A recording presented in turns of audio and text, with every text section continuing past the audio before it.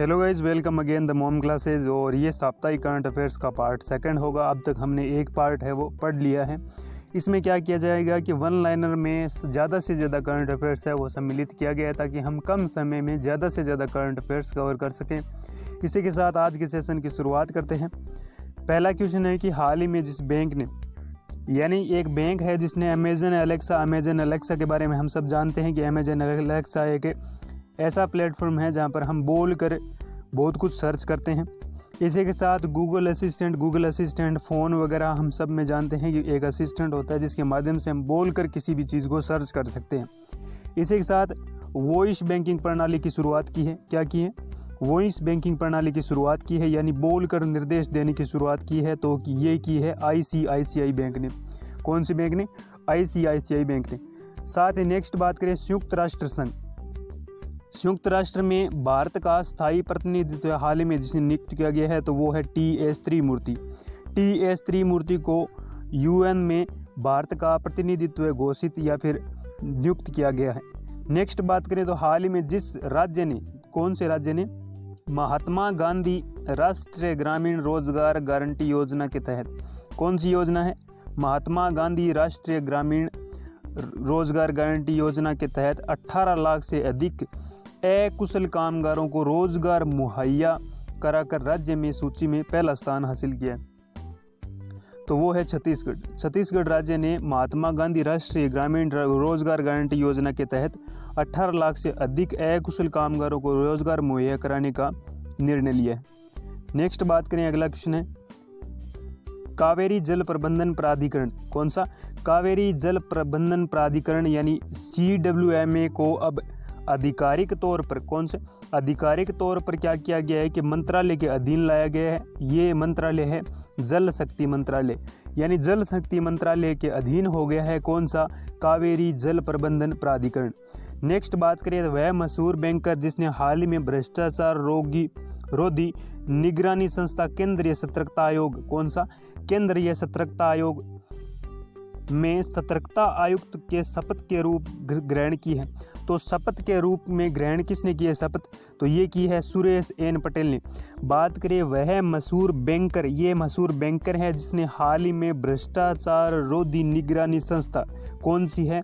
केंद्रीय सतर्कता आयोग ने सतर्कता आयुक्त के रूप में शपथ ग्रहण की है। तो वो है सुरेश एन पटेल। नेक्स्ट बात करें तो हाल ही में जिस भारतीय प्रौद्योगिकी संस्थान के शोधकर्ता ने भारत में कोविड-19 के प्रसार की भविष्यवाणी करने के लिए एक वेब आधारित डैशबोर्ड प्रकृति विकसित किया है। तो ये प्रकृति नाम का जो डैशबोर्ड है या फिर एक वेबसाइट जिसने प्रतिपादित की है तो वो IIT दिल्ली के द्वारा की गई है। इसमें क्या है कि कोविड-19 का जो प्रसार है या शोधकर्ता है ये अपनी जानकारियां यहाँ पर शेयर करेंगे। नेक्स्ट बात करें अगले क्वेश्चन पर, राष्ट्रीय ताप विद्युत निगम लिमिटेड ने लेह और जिस शहर के लिए 10 हाइड्रोजन ईंधन सेल आधारित इलेक्ट्रॉनिक बसों और 10 हाइड्रोजन ईंधन सेल आधारित इलेक्ट्रॉनिक कारों के लिए वैश्विक अभिरुचि पर आमंत्रित किया है। तो ये नई दिल्ली के द्वारा किया गया है। नेक्स्ट बात करें तो हाल ही में जिस देश ने कोरोना वायरस महामारी लॉकडाउन के कारण संकट का सामना कर रहे छोटे कारोबारियों की मदद के लिए बाउंस बैक लोन स्कीम प्रस्तुत की है। बाउंस बैंक लोन ये स्कीम है, ये ब्रिटेन के द्वारा शुरू की गई है। नेक्स्ट बात करें, पंजाब सरकार ने कोरोना महामारी के चलते हुए लॉकडाउन और कर्फ्यू को जितने सप्ताह तक आगे बढ़ाने का फैसला लिया गया, तो ये 2 सप्ताह तक आगे बढ़ाने का फैसला लिया गया। अभी हमने डिस्कस किया कि पंजाब सरकार ने कोरोना महामारी के चलते हुए लॉकडाउन और कर्फ्यू को जितने सप्ताह तक आगे बढ़ाने का निश्चय किया है तो वो 2 सप्ताह तक बढ़ाने का निश्चय किया। नेक्स्ट बात करें, बॉलीवुड के दिग्गज अभिनेता ऋषि कपूर का 30 अप्रैल 2020 को निधन हो गया।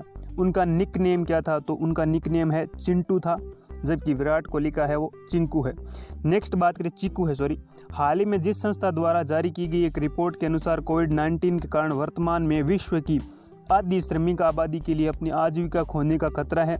ये अंतर्राष्ट्रीय श्रमिक संगठन के द्वारा कहा गया है कि विश्व की लगभग आधी जो कामगार जो लोग हैं वो अपनी आजीविका के साधन है वो खोने की कगार पर है। तो ये किसने कहा है? अंतर्राष्ट्रीय श्रमिक संगठन ने।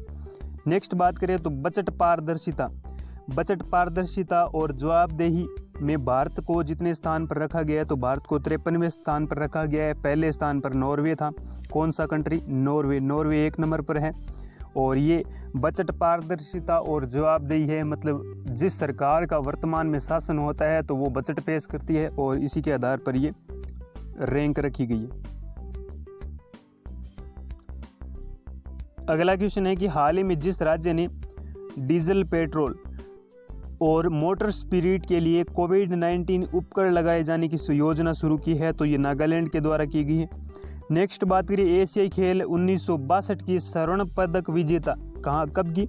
1962 में एशियाई खेल में स्वर्ण पदक जीतने वाली विजेता टीम के कप्तान रहे और भारत के जिस महान पूर्व फुटबॉलर का हाल ही में दिल का दौरा पड़ने पर निधन हो गया, तो वो कौन थे? वो थे चुन्नी गोस्वामी। चुन्नी गोस्वामी ये एशियाई खेलों में 1962 में स्वर्ण पदक विजेता है और इनका हाल ही में दिल का दौरा पड़ने की वजह से निधन हो गया। नेक्स्ट बात करें, अगला क्वेश्चन है हाल ही में जिस देश को 2021 की विश्व मुक्केबाजी चैंपियनशिप 2021 की विश्व मुक्केबाजी चैंपियनशिप की मेज़बानी दी गई है, तो वो सर्बिया को दी गई है। सर्बिया के अंदर 2021 की विश्व मुक्केबाजी का जो आयोजन रखा गया है। नेक्स्ट बात करें तो अमेरिका ने कोरोना वायरस से लड़ाई के लिए USA agency for international development के जरिए जिस देश को और 23 करोड़ रुपए देने की घोषणा की है, तो भारत को कोविड-19 से लड़ने के लिए किसके तहत? US agency for international development, इसके तहत भारत को 23 करोड़ रुपए देने की घोषणा की गई है। किसके द्वारा? अमेरिका के द्वारा। नेक्स्ट बात करें तो हाल ही में जिस देश ने लेबनानी समूह हिजबुल्लाह की सभी गतिविधियों पर प्रतिबंध लगाकर इसे आतंकवादी संगठन घोषित कर दिया गया है, तो ये जर्मनी के द्वारा किया गया है। कौन सा क्षेत्र है? ये लेबनान का क्षेत्र है और ये जो जगह है वो हिजबुल्लाह की सभी गतिविधियाँ, ये हिजबुल्लाह की सभी जो गतिविधियाँ हैं उन पर रोक लगाकर उनको आतंकवादी संगठन घोषित कर दिया गया है, तो ये जर्मनी के द्वारा किया गया है। नेक्स्ट बात करें, वह राज्य सरकार जिसने कार और जीप जैसे सरकारी वाहनों की खरीद पर साल भर के लिए बैन लगा दिया गया है, तो हरियाणा सरकार के द्वारा 1 वर्ष तक कोई भी सरकारी जीप और कार खरीदी नहीं जाएगी। नेक्स्ट बात करें, अंतर्राष्ट्रीय श्रमिक दिवस यानी इंटरनेशनल लेबर डे प्रत्येक वर्ष किस तारीख को मनाया जाता है? तो ये 1 मई को मनाया जाता है। इसी के साथ हाल ही में किए गए अध्ययन के अनुसार जिस नदी पर चीन द्वारा बनाए गए बांधों के कारण अनुप्रवाह देशों की सूखे की स्थिति देखी गई है, तो ये मेकांग नदी है। यानी मेकांग नदी पर चीन बांध बनाकर पानी को एकत्रित कर रहा है। इसी वजह से जो इस अनुप्रवाह क्षेत्र में आने वाली कंट्रीज है, देश है, वहाँ पर सूखे की स्थिति उत्पन्न हो गई है। ये नदी है, ये मेकांग नदी है। नेक्स्ट बात करिए तो केंद्र सरकार ने बंदरगाहों पर काम करने वाले कर्मचारियों की ड्यूटी के दौरान कोरोना वायरस से संक्रमण होने से मौत होने पर उनके परिजनों को जितने लाख रुपए का मुआवजा देने की घोषणा की है, तो वो 50 लाख रुपए देने की घोषणा की है। और ये घोषणा गवर्नमेंट के थ्रू की गई है। और बंदरगाह जहाँ से विदेशों से लेन देन होता है, वहाँ पर जो कार्यरत कर्मचारी है, उनका अगर कोरोना वायरस के चलते हुए निधन हो जाता है, तो उनके परिवार को 50 लाख रुपए गवर्नमेंट के द्वारा दिए जाएंगे।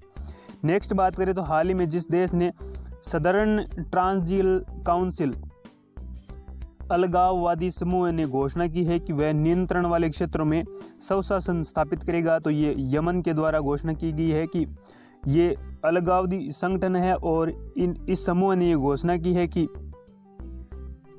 जो अलगाववादी क्षेत्र है, यहाँ पर शासन है, वो यमन के द्वारा किया जाएगा। नेक्स्ट बात करें, अगला क्वेश्चन है कि केंद्र सरकार ने औद्योगिक विवाद अधिनियम के प्रावधानों के तहत बैंकिंग उद्योग को जिस तारीख अवधि तक के लिए सार्वजनिक उपयोगिता सेवा घोषित किया गया, तो 21 अक्टूबर तक ये रोक लगा दी गई है। किस नियम के तहत?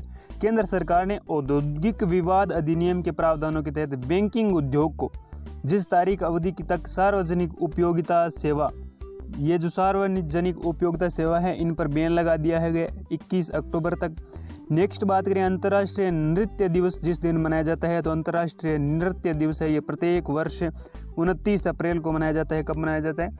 29 अप्रैल को। नेक्स्ट बात करें, अगला क्वेश्चन है कि हाल ही में जिस राज्य सरकार ने जीवन शक्ति योजना की शुरुआत की गई है, तो ये जीवन शक्ति योजना शुरुआत है, ये मध्य प्रदेश के द्वारा शुरू की गई है। इसमें क्या होगा कि घर की जो महिलाएं हैं वो मास्क बनाकर सरकार या फिर गवर्नमेंट को प्रोवाइड कराएगी और प्रत्येक मास्क के लिए उन्हें सरकार है वो उचित मूल्य प्रदान करेगी।